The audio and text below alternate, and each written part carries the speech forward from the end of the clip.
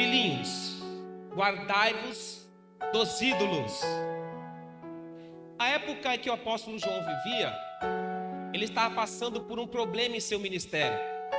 As famílias as quais aceitaram a Jesus como Salvador estavam com o problema de deixarem os seus ídolos e de tirarem os ídolos de dentro das suas casas. O que é um ídolo? Um ídolo é tudo aquilo que é colocado em lugar de Deus, na posição de Deus ou acima de Deus.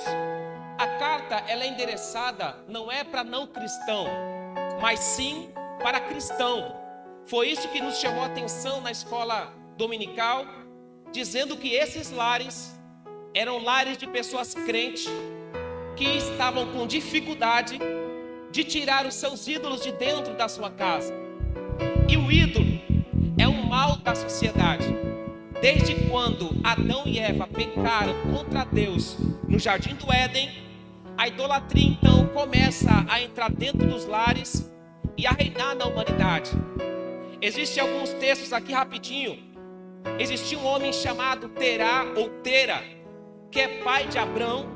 Esse homem, ele tinha uma idolatria dentro da sua casa. Esse homem, ele era praticante da idolatria e fazia ídolos dentro da sua própria casa. Andando um pouco mais adiante na Bíblia Sagrada, vemos que Labão, tio de Jacó, também era homem que tinha ídolos dentro da sua casa, ao qual ele adorava, orava e venerava. E ele tinha esses ídolos e dizia: são esses ídolos que protegem a minha família. Andando mais adiante, em Juízes capítulo 17, nós vemos um homem chamado Mica, da terra de Benjamim. Era outro fabricante de ídolos. Ele fabricava tanto ídolos dentro da sua casa, que ele fez uma casa especificamente para colocar os ídolos que ele fazia dentro dessa casa. Qual eram esses ídolos? Esses ídolos eram chamados de terafins, que eram ídolos feitos de prata, de barro, de madeira e de pedra. De prata, de barro, de madeira e de pedra. Eram chamados de terafins. Esses ídolos, eles eram adorados dentro de casa, venerados dentro de casa, oravam a esses ídolos dentro das suas próprias casas. Ainda passando um pouco mais à frente, chegamos aqui na primeira carta de João, capítulo 5, versículo 21. Já estamos na graça, não estamos mais na lei. E mesmo assim a idolatria ainda imperava na casa dos cristãos, na casa de homens e mulheres que aceitaram a graça, aceitando Jesus como Salvador das suas almas. João passou uma luta tremenda no ministério dele, dizendo para essas casas que eles deixassem os seus ídolos, que eles jogassem fora a idolatria. Ele é um pastor tão bom e tão amoroso, que ele começa dizendo assim: filhinhos, vírgula. Por que filhinhos? Porque ele era um pastor amoroso. João é conhecido como o apóstolo do amor. E quando ele se dirige para exortar a igreja, ele está se dirigindo dizendo: filhinhos, vírgula, guardai-vos dos ídolos. Ou seja, ele é um pastor amoroso? Só que ele não compactua com o pecado. Ele não compactua com a idolatria. Ele não compactua com as coisas erradas. Por isso ele diz: filhinhos, guardai-vos dos ídolos. Porque existiam ídolos dentro da casa dos cristãos. Existiam ídolos dentro da casa dos crentes. E eles estavam com dificuldade de abandonar. Estavam com dificuldade de largar. Quando o apóstolo João percebe, ele vai endereçar uma carta especificamente para eles, dizendo: filhinhos, guardai-vos dos ídolos. Agora a pergunta é: quais são os ídolos que está dentro dos nossos lares nos dias atuais? Quais são os líderes que está pairando sobre as nossas casas?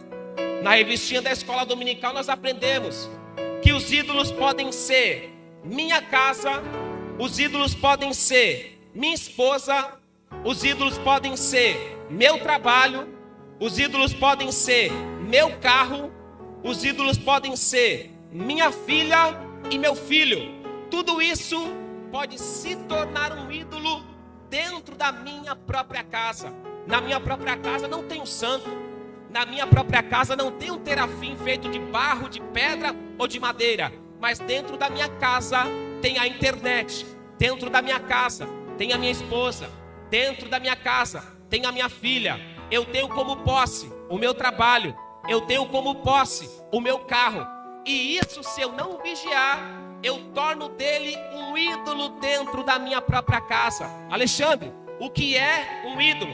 É tudo aquilo que eu coloco na posição de Deus, é tudo aquilo que eu coloco acima de Deus, e é tudo aquilo que eu coloco igual a Deus. Quando eu coloco minha esposa acima de Deus, na posição de Deus, e igual a Deus, ela é um ídolo e eu se torno idólatra. Quando eu coloco o meu carro, minha filha, meu emprego, meu salário, meus amigos, acima ou na posição ou igual a Deus, eu me torno então um idólatra, e aquilo que eu estou colocando acima de Deus é o meu ídolo.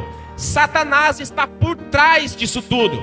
Que quando Satanás vai tentar Jesus no deserto, ele leva Jesus para um monte muito alto, mostra toda a glória dele e diz: tudo isso aqui eu te darei, se prostrares e me adorares. Opa, Satanás está querendo que Jesus coloque ele na mesma posição de Deus. Quando Jesus percebe, Jesus vai dizer: aparta-te, Satanás, porque só ao Senhor teu Deus adorarás e só a ele prestará culto. Temos que ter cuidado, porque idolatria não é somente ter uma imagem dentro de casa, mas é eu colocar a Deus, tudo que eu tenho à minha volta, acima, na posição ou igual a Deus. Na minha casa só Deus merece honra.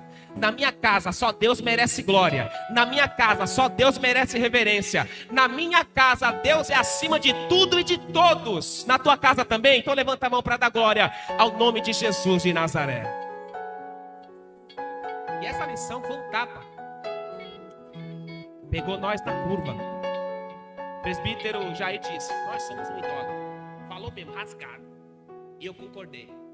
Muitas das vezes colocamos a nossa esposa acima de Deus, trabalho acima de Deus, casa acima de Deus, roupa, estilo de vida acima de Deus. Não temos coragem de deixar em segundo plano tudo isso, em vez de colocar a Deus em primeiro plano sobre isso. Então hoje é culto da família. Então a palavra é essa: cuidado para você não transformar aquilo que você tem, aquilo que você é, o seu estilo de vida, como um ídolo, e você se tornando então um idólatra.